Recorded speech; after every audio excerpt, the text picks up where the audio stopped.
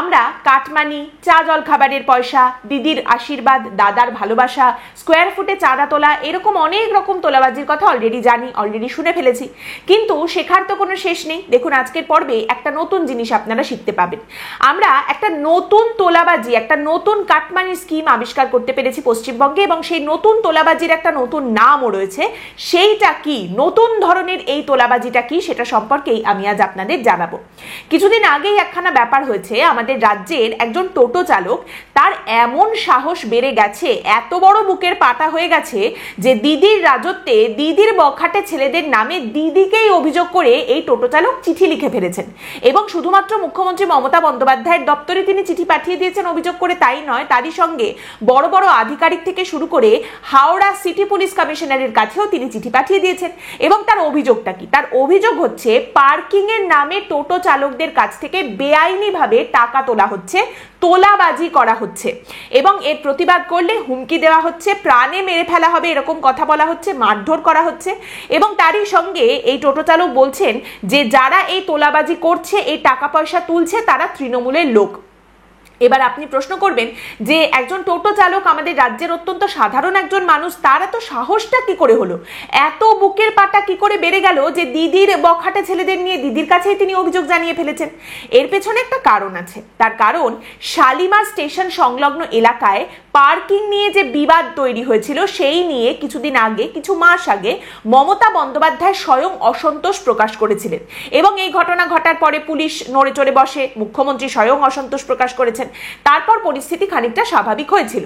তো দ্য গোল ওয়াজ, এই সন্দীপ দাস টোটো চালক যিনি এই অভিযোগ করেছেন, তিনি ভেবেছিলেন যে যেহেতু মুখ্যমন্ত্রী অলরেডি এই বিষয়টা নিয়ে অসন্তুষ্ট, তিনি অলরেডি বলেছেন যে এটা ঠিক নয়, তাহলে এরপর যদি আরেকবার মুখ্যমন্ত্রীকে জানানো যায় যে এরকম গন্ডগোল চলছে, এইভাবে তোলাবাজি করা হচ্ছে, পার্কিং এর নাম করে টোটো চালকদের উপরে জোর জুলুম করা হচ্ছে, তাহলে নিশ্চয়ই আরেকটু ঘটি নড়বে, পুলিশকে হয়তো আরেকটু সতর্ক করবেন মুখ্যমন্ত্রী বা ব্যবস্থা নিতে বলবেন, এবং পরিস্থিতির কিছুটা সুরাহা হবে।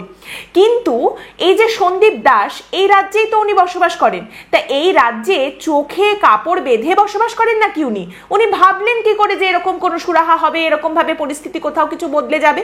দেখুন, সন্দীপ দাস আমাদের রাজ্যের বহু মানুষের মধ্যে একজন সাধারণ মানুষ, অনেক টোটো চালকদের মধ্যে তিনি একজন টোটো চালক। তিনি চিঠি লিখে বলছেন যে পার্কিং ফি বাবদ টোটো চালকদের কাছ থেকে জোর করে বেআইনিভাবে টাকা পয়সা তোলা হচ্ছে, এর প্রতিবাদ করার জন্য মারধর খেতে হচ্ছে, এমনকি বলা হচ্ছে মেরে ফেলা হবে, এইরকম হুমকি দেওয়া হচ্ছে।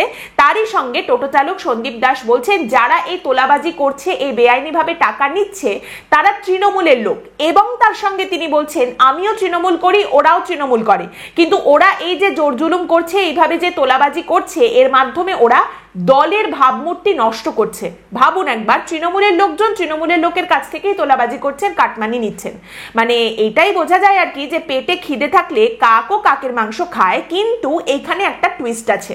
টুইস্টটা কি?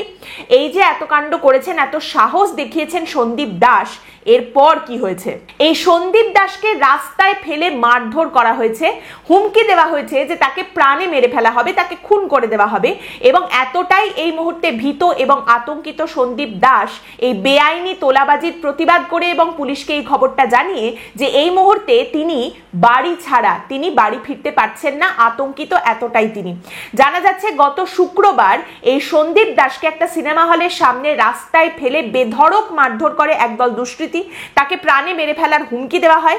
সেখান থেকে কোনো মতে পালিয়ে গিয়ে সন্দীপ দাস পুলিশকে ফোন করে খবর দেয়, 100 ডায়াল করে, যে তাকে এইভাবে মারধর করা হচ্ছে। বটানিক্যাল গার্ডেন থানার পুলিশ দ্রুত সেই জায়গায় পৌঁছে সন্দীপ দাসকে উদ্ধার করে বের করে আনে। পুলিশকে দেখে জনা 25-30 যুবক যারা এই তাণ্ডব চালাচ্ছিল, এই দুষ্কৃতী দল, তারা বাইকে চেপে পালিয়ে যায়। এরপর সন্দীপ দাসকে পুলিশ হাসপাতালে নিয়ে যায় এবং সেখানে জানা যায় যে তার পায়ে, মাথায়, বুকে, হাতে গুরুতর চোট, গুরুতর আহত হয়েছেন তিনি। আর এইখানেই আপনি জানতে পারবেন সেই নতুন তোলাবাজির নাম। এখানে বলা হচ্ছে এই যে নতুন কাটমানি, বেআইনিভাবে টাকা তোলার যে একটা উপায় বের করা হয়েছে, এর নাম দেওয়া হয়েছে রঙ্গিলা ট্যাক্স। না, আমির খানের সিনেমা রঙ্গিলা নয়, কিংবা সচিন কর্তার গলায় রঙ্গিলা রঙ্গিলা গানও নয়, এ একেবারে বিশুদ্ধ খাঁটি তোলাবাজি। সন্দীপ দাসের বক্তব্য হচ্ছে শালিমার স্টেশনের পার্কিং লটের সামনে 4-5 জন মিলে ধরে তাকে হুমকি দেয় যে এই পার্কিং লটে যদি ঢুকতে হয়, স্টেশনের পার্কিং লটে যদি ঢুকতে হয়, তাহলে যতবার ঢুকবে প্রত্যেকবার 30 টাকা করে দিতে হবে, 30 টাকা করে পার্কিং ফি দিতে হবে। বেআইনি ভাবে এই টাকাটা নেওয়া হচ্ছিল এবং বলা হচ্ছে এই 30 টাকা না দিলে তুমি পার্কিং লটে ঢুকতে পারবে না। সন্দীপ দাসের প্রতিবাদ করেছেন, কিন্তু তিনি বলছেন প্রথমে আমি কোনো প্রতিবাদ করিনি, আমি বলিনি যে টাকা দেব না, আমি শুধু বলেছিলাম টাকা দেব কিন্তু তোমাদের রসিদ দিতে হবে। তখন ওরা আমাকে বলল যে এটা রঙ্গিলা ট্যাক্স, এর কোনো রসিদ হয় না।